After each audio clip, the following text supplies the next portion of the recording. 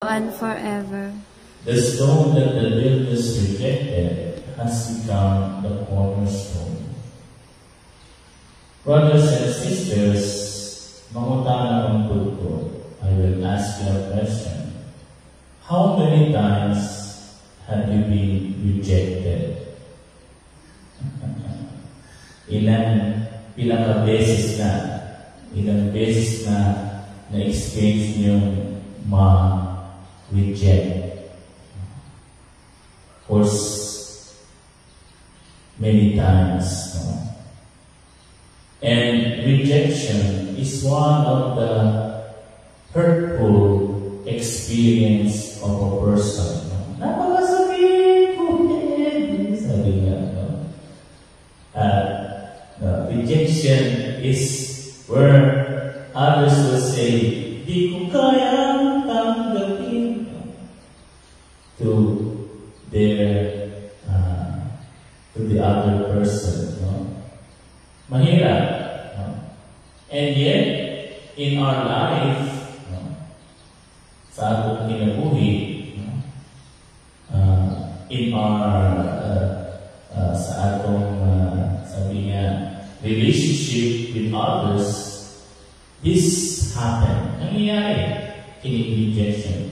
At anong pinakamasakit na rejection? Yun ang gagaling sa iyong mga mahal sa buhay. Those who are near to you, those who are part of you, your family, your relatives, friends, and so on. This is an hurtful experience.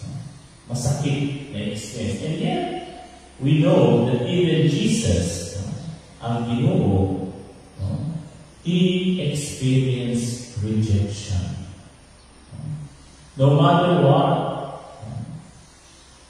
we do good or we do bad, we experience rejection. But what is important is that we are rejected because we did something good. Yun ang importante. Instead na i-reject tayo dahil gumawa tayo ng masama, mas mabuti na yung i-reject ka na ikaw ay gumagawa na mabuti.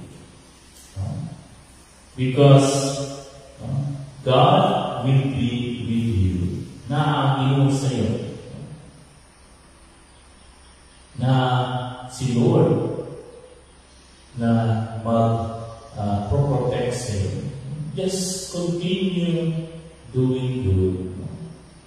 Just like the saint we celebrate today, Saint Charles Wamba and Companion Martyrs, they did nothing wrong. On the contrary, they did well in the court of the king. Kaso lang yung king,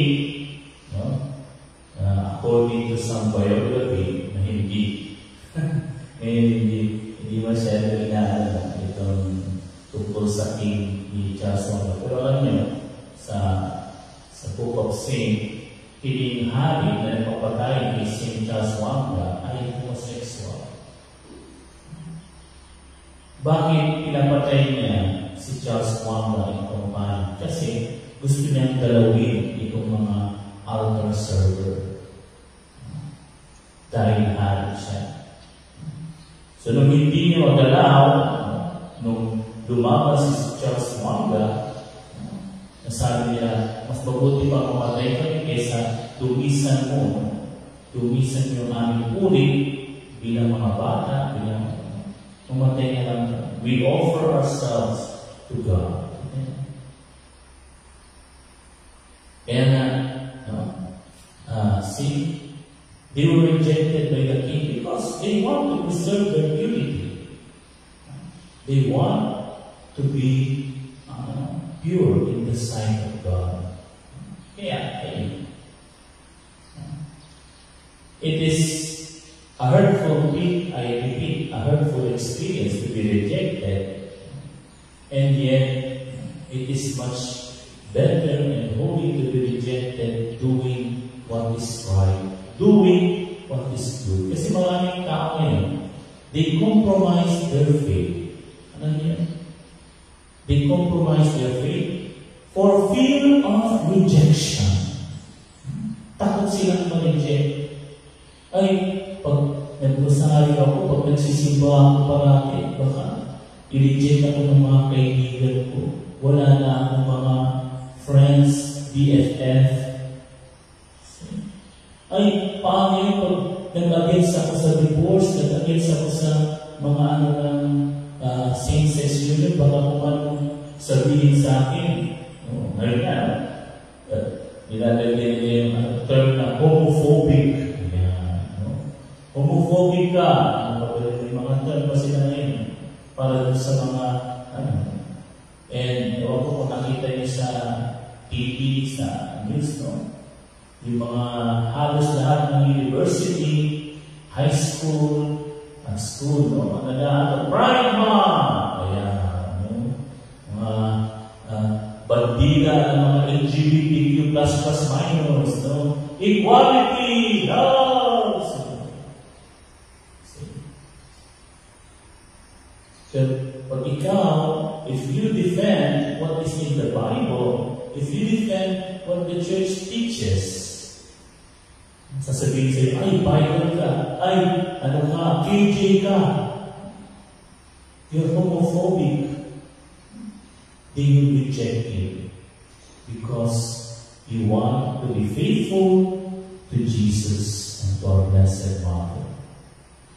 You know, brothers and sisters, do not be sad, do not be distressed or discouraged just because people reject you because of your faith and your conviction to the teachings of the Catholic Church. Huwag ka matakot. On the other hand, have courage and have the strength because God is with you. Sabi niya, if God is with you, who will be against you? Kaya i-reject ka ng mga tao just because you want to be faithful to Christ and to our Blessed Mother. Okay lang. Ang importante, tandaan niyo mga brothers and sisters, ang importante, hindi ka i-reject ni God. I-reject ka ng maraming tao, o kahit ng pamilya mo, ng kapitbahay mo, ng kabarangay mo, kapuso, kapamilya, kalamay. I-reject ka man nila. Huwag lang i-reject ka nila. Tandaan ko ninyo. I-reject ka na ng lahat ng tanan. Huwag ka lang i-reject ni Lord at ni Mama Mary. Kasi, kahit na i-reject ka ng lahat, kung nasa iyo si Jesus at si Mama Mary, you will have the strength to overcome it. And God will pour out His grace and blessing upon you and your families. Problema, kapag kinompromise mo yung pagiging Katoliko and pagiging Christian just for the fear of rejection from all these people. Pagdating ng panahon, i-reject ka nila. Sasabihin, ipinagpalit mo ako dahilan sa Kanya o sa ganito. Ayaw mo lang masaktan, ayaw mo lang natatakot ka lang na i-reject ka. Ipinagpalit mo kung sasabihin mo sa iyo at sa akin. So my brothers and sisters, let us imitate the martyrs. Let us imitate St. Charles Wanga. That it is better to be rejected by men, but accepted by God. Praise be Jesus and Mary.